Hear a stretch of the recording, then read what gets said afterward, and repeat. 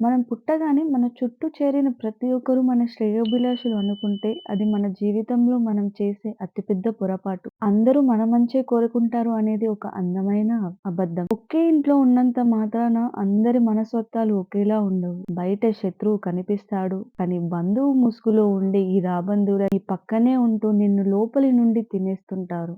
నీ సక్సెస్ ఉన్నప్పుడు ఇంటికొచ్చి మెచ్చుకునే నోర్లే నీకు చిన్న దెబ్బ తాకితే చాలు 10 మందిలో నిన్ను చులకన చేసి మాట్లాడతాయి. నీ ముందొక మాట, నీ వెనకొక మాట. నువ్వు కష్టపడి పైకి వస్తే అది లక్ అంటారు. అదే నువ్వు ఫెయిల్ అయితే అసమర్థుడు అని ముద్ర వేస్తారు. వీళ్ళకి నీ మీద ప్రేమ ఉండదు. కేవలం నీ పర్సనల్ లైఫ్‌లో ఏం జరుగుతుందో తెలుసుకోవాలనే పైశాచిక ఆనందం తప్ప.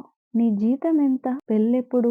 ఇల్లెప్పుడు కడతావు? ఈ ప్రశ్నల వెనకాల నీ మీద కేర్ లేదు. నిన్ను ఎక్కడ తొక్కాలో తెలుసుకోవాల్సిన ప్లాన్ ఉంది. నీ మనసులో ఎంత బాధుందో ఎవరూ అడగరు. కానీ నీ స్టేటస్ ఏంటో లెక్కలేసి నిన్ను ఎలా తక్కువ చేయాలో చూస్తారు. నీ లోపాలను బజారున పెట్టేవాడు నీ రక్త సంబంధికుడైనా సరే వాడు నీకు శత్రువే. అందుకే అంటున్నా బంధువులందరినీ నమ్మడం మంచితనం కాదు. అది అమాయకతత్వం. మొహం మీద తిట్టే శత్రువు 1000 రెట్లు మేలు. కనీసం వాడు ఎవడో మనకు తెలుస్తుంది. కానీ వెన్నుపోటు పొడిచే సొంత వాళ్ళతో జాగ్రత్తగా ఉండాలి. నీ లైఫ్‌లో ఎవరుండాలి? ఎవరికి ఎంత దూరం ఉండాలి? అనేది నువ్వు డిసైడ్ చేయాలి. రక్త సంబంధం ఉంటే సరిపోదు. మనిషిలో మానవత్వం ఉండాలి.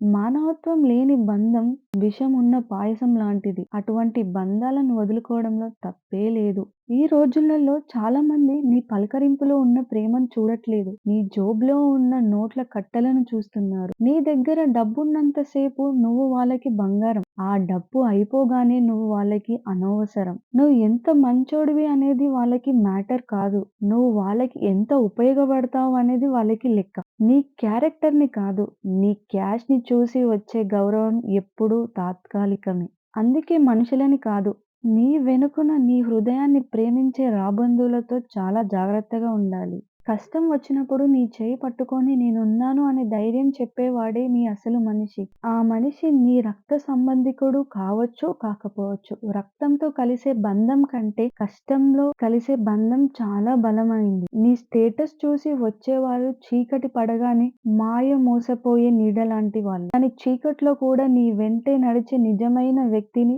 ఎప్పుడూ వదులుకోకు. అలాంటి మనుషులని నీ చుట్టూ ఉంచుకో. అప్పుడే నీ జీవితం ప్రశాంతంగా ఉంటుంది. లోకం ఏమనుకుంటుందో అని నీ కలలని తూర్చుకోవడం మానేయ్. నిన్ను నువ్వు ప్రేమించుకోవడం మొదలుపెట్టు. నీ సంపాదనలోనో, నీ హోదాలోనో నీ విలువ లేదు. నీ ఆలోచనలో, నీ ఆత్మగౌరవంలో ఉంది. నీ చుట్టూ ఉన్న విషపూరితమైన బంధాలని తెంచుకోవడానికి భయపడకు. ఒంటరిగా ఉన్నా సరే తల ఎత్తుకొని బ్రతుకు. అప్పుడే ఆ రాబందులకి అసలైన సమాధానం దొరుకుతుంది. చివరిగా ఒక మాట గుర్తుంచుకో మిత్రమా. జీవితం చాలా చిన్నది. దాన్ని ఎలాంటి నెగెటివ్ మనుషుల కోసం ఆలోచిస్తూ వేస్ట్ చేయకు. నీ చుట్టూ ఉన్న వాళ్ళలో ఎవరు బంధువులో, ఎవరు రాబంధువులో తెలుసుకున్న రోజే నీ సగం సమస్యలు తీరిపోతాయి. నీ లైఫ్‌లో కూడా ఇలాంటి ఫేక్ రిలేషన్స్ వల్ల మీరు ఎప్పుడైనా ఇబ్బంది పడి ఉంటే, ఆ అనుభవాన్ని కింద కమెంట్స్‌లో తప్పకుండా నాతో షేర్ చేసుకుంటారని అనుకుంటున్నాను. ఇది మీ కథ, మనందరి కథ. మరి మంచి వీడియోలతో మళ్ళీ కలుద్దాం. అంతవరకు సెలవు. నా కోసం ఒక లైక్, షేర్, సబ్స్క్రైబ్ చేసుకోండి.